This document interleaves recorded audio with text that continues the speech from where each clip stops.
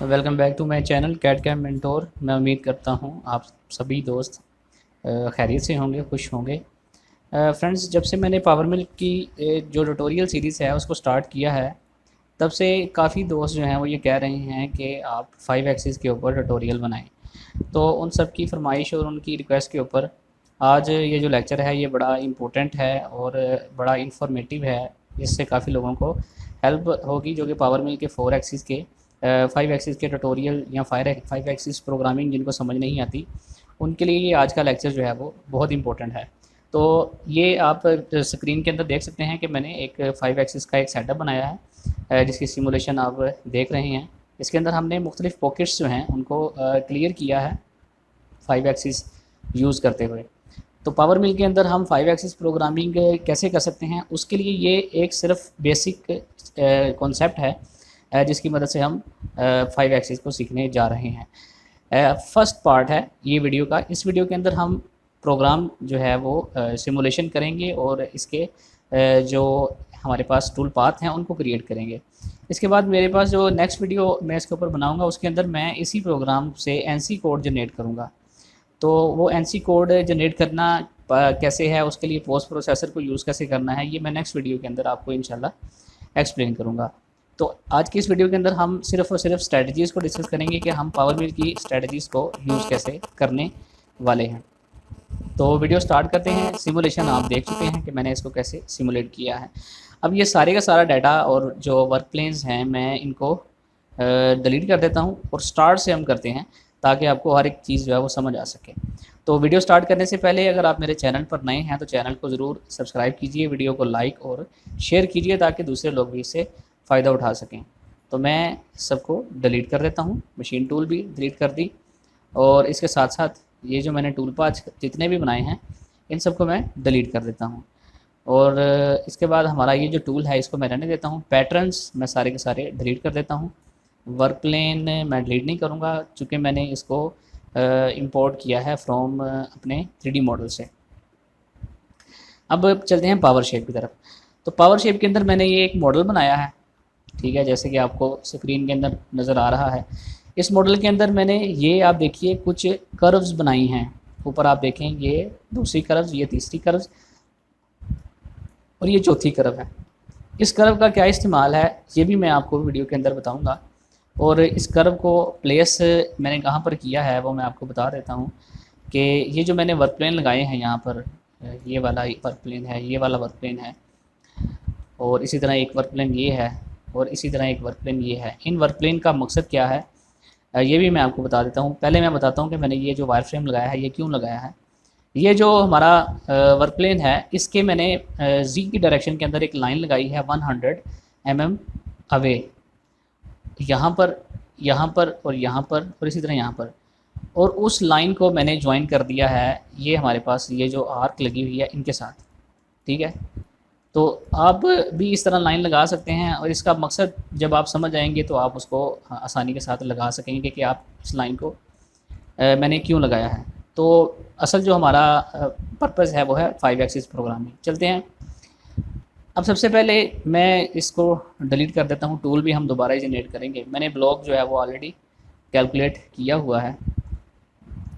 तो सबसे पहले जो हमारा वर्क प्लेन है हम उसको एक्टिवेट करते हैं। जो हमारा ये वाला वर्क प्लेन है इसको मैंने राइट क्लिक करके इसको एक्टिवेट किया।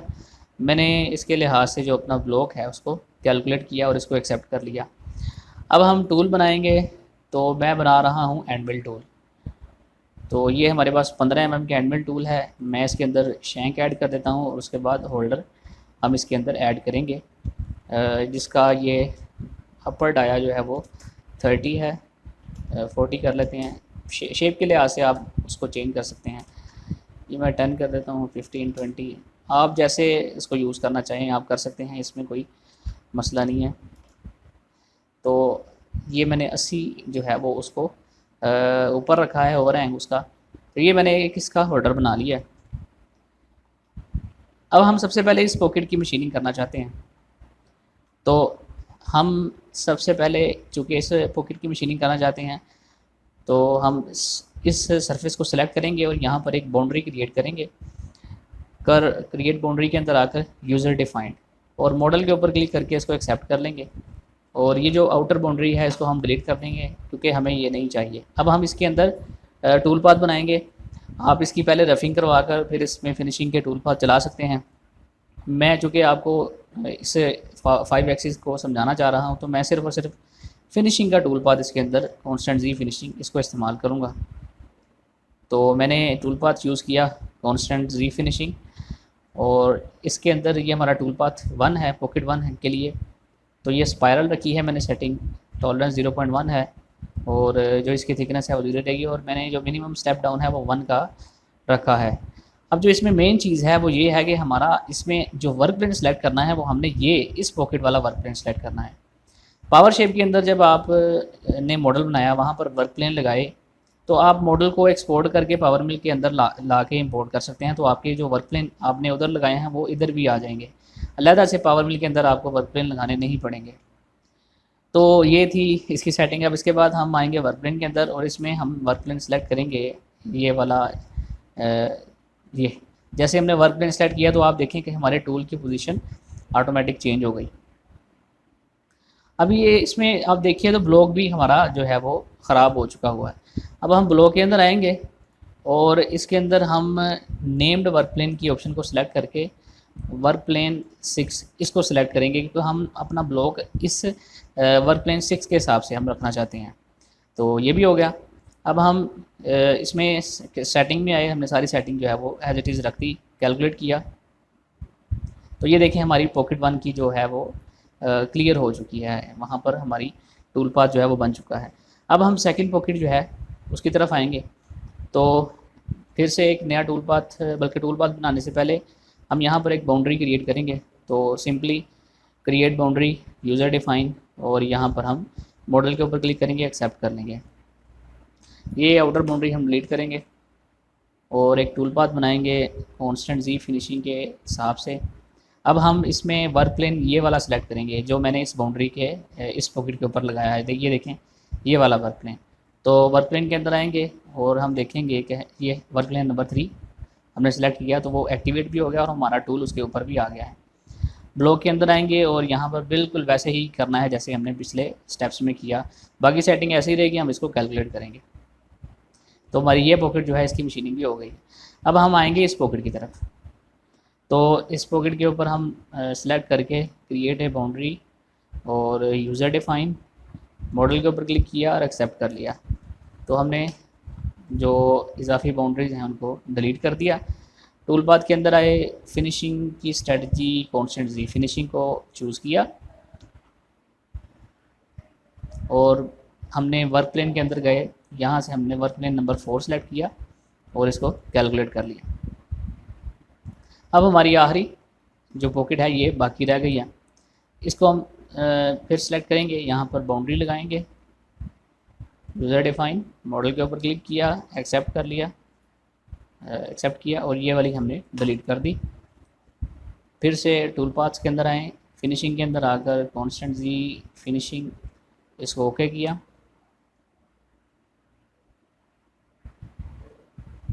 सारी सेटिंग ऐसे रहेंगी, हम सिर्फ वर्क प्लेन चेंज करेंगे, वर्क प्लेन नंबर 5 और इसको कैलकुलेट कर लेंगे। अच्छा ये हमारे टूल पाथ बन गए। हम वर्क प्लेन नंबर मैं 6 एक्टिवेट कर देता हूँ ताकि हमारी ओरिएंटेशन जो है वो हमें सही नज़र आए। अच्छा अब बात रही ये वाली जो हमारे पास जो मैंने कर्व्स लगाई थी इनका मकसद क्या है, तो मैं अभी आपको दिखाता हूँ कि मैंने ये क्यों लगाया है। अब हम इन सब वर्क प्लेन जो हमने टूल पाथ बनाए हैं इनसे हमने एक एनसी प्रोग्राम जनरेट करना है या एनसी फाइल बनानी है। तो एनसी फाइल बनाई, अब इन सब को हम सिलेक्ट करके ऐड टू एनसी प्रोग्राम किया और इसको हम सिमुलेट करेंगे या हम इसको हाईलाइट करते हैं। तो ये देखें कि इसके अंदर क्या हो रहा है कि एक टूल पाथ कंप्लीट होने के बाद हमारा जो टूल पाथ है वो हमारे वर्क पीस के अंदर से पेनिट्रेट करते हुए दूसरे टूल पाथ की तरफ जा रहा है। इसमें देखें इसी तरह इसमें भी यही है कि यहाँ से देखें हमारा टूल पाथ बाहर निकल रहा है, ये डायरेक्टली गोजीज हैं, हमारा जो वर्क पीस है वो डैमेज हो सकता है। तो हमने टूल पाथ को एक पॉकेट मुकम्मल करने के बाद दूसरी पॉकेट तक जाने के लिए एक वे देना है। उस वे के लिए हम पैटर्न की स्ट्रेटजी को यूज़ करते हैं। पैटर्न की मदद से हम टूल पाथ बनाते हैं, वो एक पॉकेट को मुकम्मल करने के बाद इस पैटर्न की मदद से दूसरी पॉकेट तक जाता है। तो ये अब कैसे करना है, ये एक इंतहाई इम्पोर्टेंट चीज़ है जो मैं आपको बता रहा हूँ, ये लोग पैसे लेकर भी नहीं बताते। तो ये आपको फ्री में मैं बता रहा हूँ, तो ये गनीमत समझिए और इस वीडियो को आम ना समझिएगा। ये मैंने इस वीडियो को बनाने के लिए बड़ी मेहनत भी की है और इसके साथ साथ इस चीज़ को सीखने के लिए भी मैंने बड़ी मेहनत की है। तो बहरहाल आपके लिए ये फ्री है, आप मुझे सिर्फ इतना रिवार्ड दे सकते हैं कि चैनल को सब्सक्राइब, वीडियो को लाइक और शेयर कर दें, तो ये मेरे लिए काफ़ी होगा। तो अब हम पैटर्न को यूज़ करेंगे और हम इसको वे देंगे। तो फ़िलहाल मैं इसको डिलीट कर देता हूँ। तो हम आएंगे कर्व एडिटर पैटर्न्स के अंदर और यहाँ पर हम क्रिएट ए पैटर्न, हम 4 पैटर्न बनाएंगे, तीन पैटर्न बनाएंगे हम, 1 2 3। पहला पैटर्न हमने सेलेक्ट किया, कर्व एडिटर, इसके ऊपर राइट क्लिक करके कर्व एडिटर यूज़ करेंगे और कलेक्ट करके हमने जो ये वाली हमारे पास कर्व है इसको सिलेक्ट करना है। मैंने कर्व बना के उसको 4 हिस्सों में भी डिवाइड किया है, तो ये आप पावर शेप के अंदर इजीली कर सकते हैं। एक्सेप्ट किया, हमारा पैटर्न 1 जो है वो जनरेट हो चुका है। अब हमने बनाना है पैटर्न 2, तो उसके लिए फिर से हम कर्व एडिटर के ऊपर आएंगे और यहाँ से कलेक्ट करेंगे और ये वाला हमारा पैटर्न 2 बन गया। इसी तरह हम पैटर्न 3 के लिए आएंगे, एक्सेप्ट किया, हमारा पैटर्न 1 है, ये हमारा पैटर्न 2 है। पैटर्न 1 जो है ये हमारा ठीक नहीं बना, इसको मैं डिलीट कर देता हूँ, फिर से ही इसको करना पड़ेगा, ये थोड़ी सी मिस्टेक मेरे से हो गई है। हम 3 पैटर्न बनाएंगे और पैटर्न 1 जो है इसको सिलेक्ट करके कर्व एडिटर के अंदर आकर कलेक्ट करेंगे और हम ये वाली जो कर्व है इसको सिलेक्ट करके एक्सेप्ट कर लेंगे, हमारा पैटर्न जनरेट हो गया। इसके बाद हम जो हमारी पैटर्न 2 है इसको हम एक्टिवेट करेंगे या सिलेक्ट करेंगे और कर्व एडिटर के अंदर आकर कलेक्ट की ऑप्शन सेलेक्ट करेंगे और ये कर्व सेलेक्ट किया, ओके किया, एक्सेप्ट कर दिया। फिर उसके बाद पैटर्न 3 के अंदर आए, कर्व एडिटर के अंदर आकर कलेक्ट किया और ये हमने कर्व सेलेक्ट की और इसको एक्सेप्ट कर दिया। तो ये हमारे पैटर्न जो हैं वो बन चुके हैं। तो ये हमारा फर्स्ट पैटर्न है, ये हमारा सेकंड पैटर्न है और ये हमारा थर्ड पैटर्न है। ये पैटर्न नहीं, दरअसल हमारा मुख्तलिफ पॉकेट्स तक जाने का रास्ता भी है। तो अब हम इन पैटर्न्स को मदद से हम टूल पाथ बनाएंगे। तो उसके लिए हमें टूल पाथ्स के अंदर आना है और फिनिशिंग के अंदर आकर यहाँ पर हमने पैटर्न फिनिशिंग ये स्ट्रेटजी इस्तेमाल करनी है और इसको ओके कर लें, सिलेक्ट करें। पैटर्न्स के अंदर आकर हम पैटर्न 1 सिलेक्ट करेंगे और मैं पैटर्न 1 को हाईलाइट भी कर देता हूँ। यहाँ से आपने ड्राइव कर्व इस वाली ऑप्शन को चूज़ करना है और बाकी सारी की सारी सेटिंग ऐसे रखनी है और पहले इसको कैलकुलेट करके देखें कि इसका जो है वो वुड नॉट क्रिएट पैटर्न, इसमें कोई इशू है। हम ऑटोमेटिक सेलेक्ट करते हैं,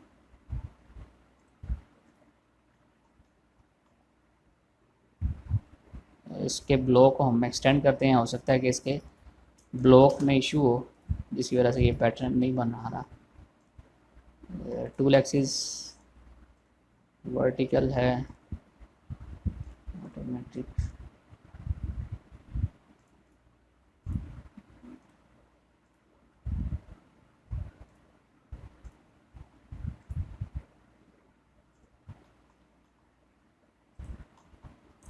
ये इसके अंदर शायद कोई इशू है, मुझे इसको चेक कर लेने दें।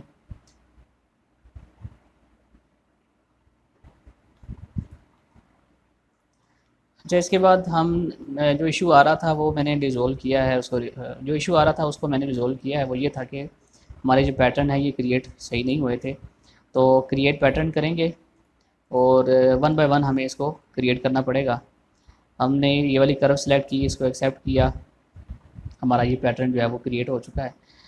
और अब इसके बाद हम सेकंड पैटर्न क्रिएट करेंगे और इसके ऊपर राइट क्लिक करेंगे और हमारा ये सेकंड पैटर्न जो है ये क्रिएट हो चुका है, एक्सेप्ट किया।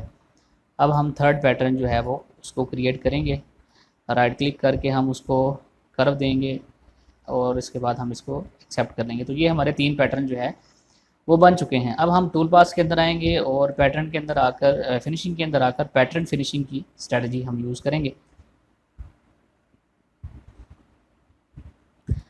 सबसे पहले पैटर्न फर्स्ट जो है वो उसको हम सिलेक्ट करेंगे, ड्राइव कर्व की ऑप्शन हम चूज़ करेंगे और इसको कैलकुलेट करेंगे। तो ये देखें कि वहाँ पर हमारा टूल पाथ जो है वो जनरेट हो चुका है। अब इसके अंदर हमने कुछ सेटिंग्स करनी है, ये सेटिंग्स आप गौर से देखिएगा।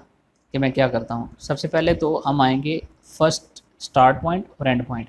यहाँ पे आपने जो सेटिंग रखनी है वो फर्स्ट पॉइंट ये रखनी है।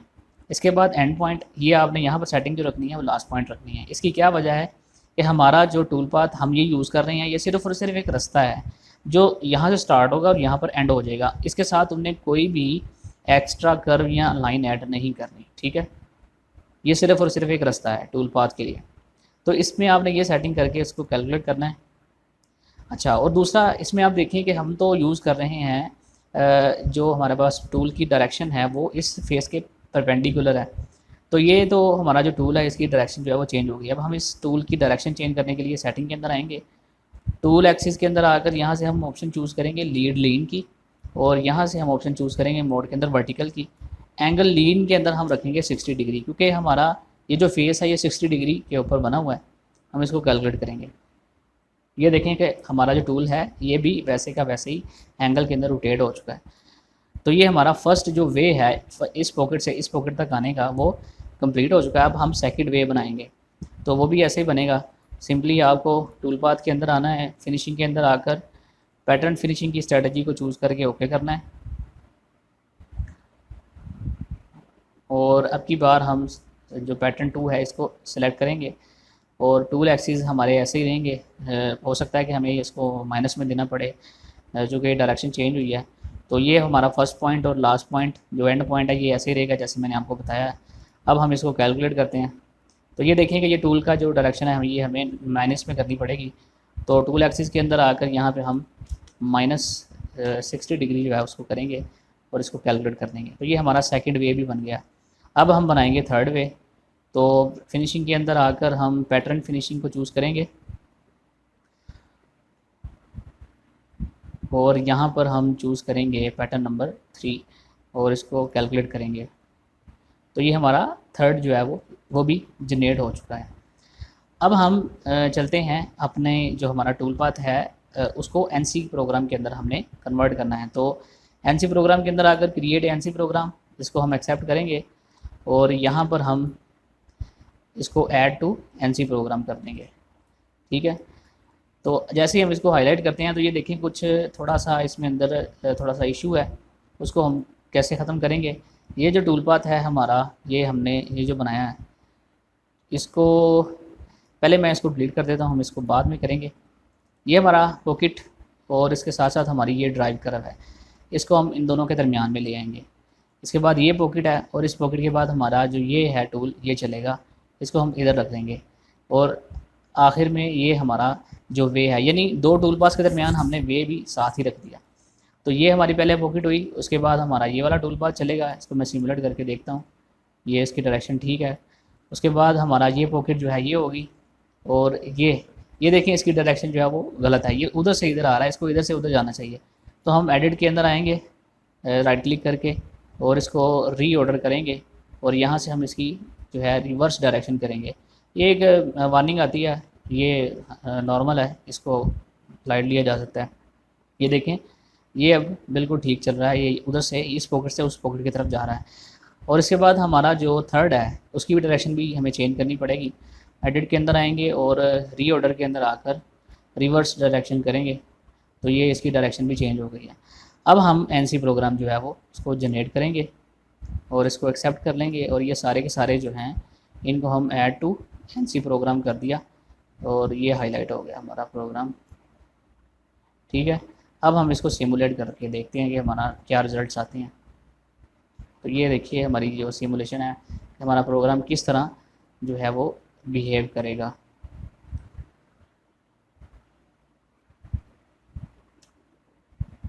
ये देखें ये इसी पाथ को उसने फॉलो किया और सेकंड पॉकेट की तरफ चला गया।